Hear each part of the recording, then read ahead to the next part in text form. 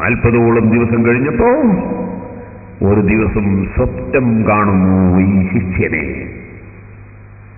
സഹോദരന്മാരെ, മഞ്ചേശ്വരത്ത് വെച്ച് നടന്ന വാദപ്രതിവാദത്തിന്റെ CD കേസറ്റ് നിങ്ങൾക്ക് കിട്ടുമ്പോൾ വാങ്ങി കേട്ടു നോക്കണം എന്ന് ഞാൻ പ്രത്യേകം പറയുകയാണ്.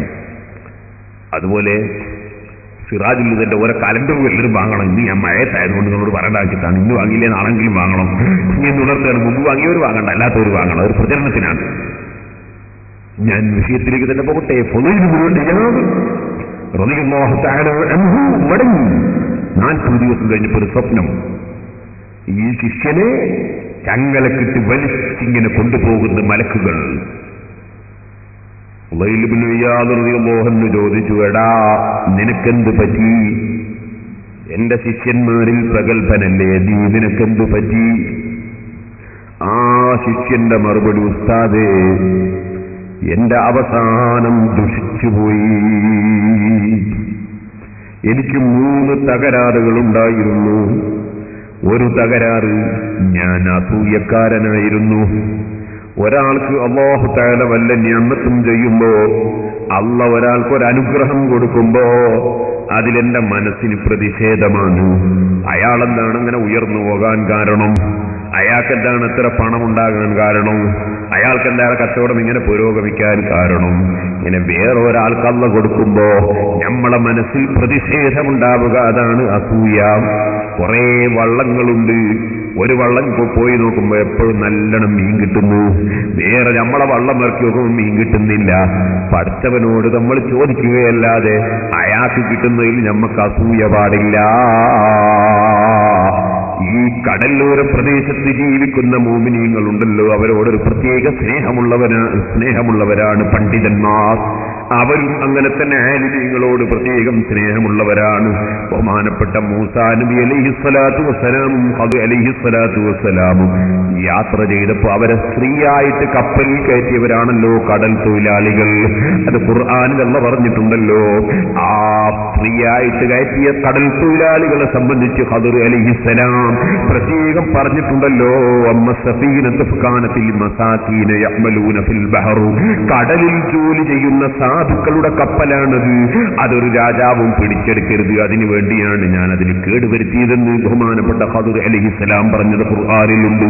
അപ്പൊ ആ കാലഘട്ടം മുതലേ കടലോര പ്രദേശത്ത് ജീവിക്കുന്ന കടൽ തൊഴിലാളികൾ അമ്പിയാക്കളെയും ഔലിയാക്കളെയും സാലിഹീങ്ങളെയും സ്നേഹിച്ചുകൊണ്ട് ജീവിക്കുന്നവരും, ഔലിയാക്കൾ അമ്പിയാക്കൾ അവർക്ക് ഖൈറായ കാര്യങ്ങൾ പറഞ്ഞു കൊടുക്കുകയും ചെയ്തു കൊടുക്കുകയും ചെയ്യുന്നവരാണ്. ആ ബന്ധം ഇന്നും കടലോര പ്രദേശങ്ങളിൽ നിലനിൽക്കുന്നത് നിങ്ങൾക്ക് കാണാം. അല്ലാഹു ജല്ല ജലാലുഹു ഏത് ജോലി എടുക്കുന്ന തൊഴിലാളികൾക്കും, ഏത് ബിസിനസ് നടത്തുന്ന ബിസിനസ്സുകാർക്കും അല്ലാഹു ഖൈറും ബർക്കത്തും അവന്റെ കാവലും നൽകുമാറാകട്ടെ. സഹോദരന്മാരെ, ഞാനൊരു ഉദാഹരണം പറഞ്ഞതാണ്. ഒരിക്കലും തന്നെ വേറെ ഒരാൾക്ക് അല്ലാഹു ചെയ്യുന്ന നിഅമത്തിൽ നമ്മളെ മനസ്സിന് അസൂയ തോന്നിപ്പോകരുത്. ഒരു നല്ല കച്ചവടം, 2 തുണി കച്ചവടം ഒരു കച്ചവട പീടികയിൽ നല്ല ആള് വരുന്നു, മറ്റേ കച്ചവടക്കടയിൽ ആള് വരുന്നില്ല. ഓർന്നോളണം, നീ അല്ലാഹു നിശ്ചയിച്ചത് എനിക്ക് കിട്ടും. അതേസമയത്ത് മറ്റേ ആളെ കടയിൽ വരുന്നതിന് നിനക്ക് അസൂയ ഉണ്ടാകാൻ പാടില്ല. ഇതുപോലെ എല്ലാ രംഗങ്ങളിലും ശ്രദ്ധിക്കണം. അസൂയ എന്ന രോഗം മനുഷ്യന്റെ ഈമാനിന് തന്നെ കേടുവന്നു പോകുന്ന രോഗമാണ്. ഇരിക്കട്ടെ, ഫുദൈൽ ഇബ്നു ഇയാദ് റളിയല്ലാഹു അൻഹുവിനോട് അദ്ദേഹം പറയുന്നു, എനിക്ക് മനസ്സിന്റെ ഉള്ളിൽ അസൂയയായിരുന്നു ഉസ്താദേ. രണ്ടാമത്തെ കാര്യം എന്താണ്? രണ്ടാമത്തെ കാര്യം, ഞാൻ ഏഷണി പറയുന്നവനാണ്.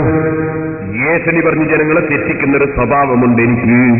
ഉസ്താദ് പറയാത്തത് ഞാൻ ശിഷ്യന്മാരോട് പറയും. നിങ്ങളെ കൊണ്ട് ഉസ്താദ് ഇങ്ങനെ പറഞ്ഞു എന്ന് പറയും. ഉസ്താദിനോട് ഞാൻ വന്നിട്ട് ഉസ്താദിന്റെ ശിഷ്യന്മാര് പറയാത്തത് ഉസ്താദിനോട് വന്ന് പറയും, ഇങ്ങനെ പറഞ്ഞു എന്ന് പറയും. എന്നിട്ട് ഉസ്താദിനെയും മറ്റുള്ള ശിഷ്യന്മാരെയും ഒക്കെ തമ്മിൽ തെറ്റിക്കാൻ വേണ്ടി ഞാൻ ശ്രമിക്കും. എന്നാൽ ഉസ്താദിന്റെ അടുക്കൽ എനിക്ക് സ്വന്തം ആളാകാമല്ലോ.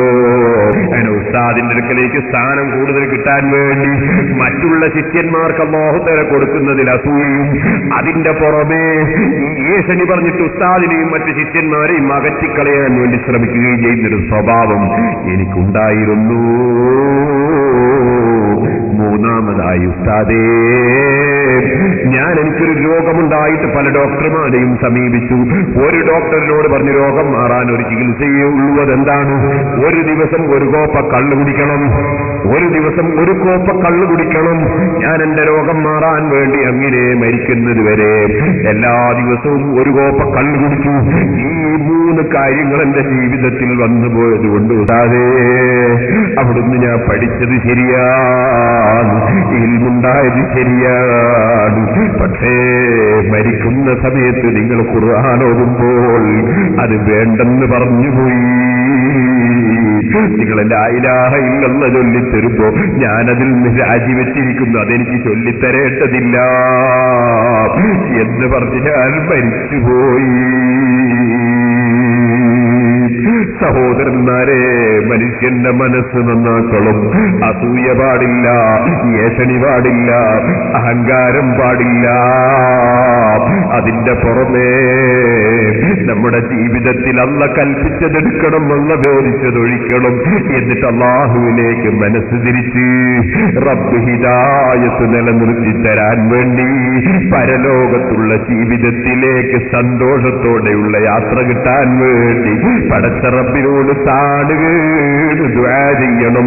അല്ലാഹുവേ, ഞങ്ങളുടെ മജ്ലിസ് നീ ദുആക്ക് ഇജാബത്തുള്ള നീ പൊരുത്തപ്പെട്ട മജ്ലിസായി ഞങ്ങൾ ഇന്ന് സ്വീകരിക്കണേ അല്ലാഹ്.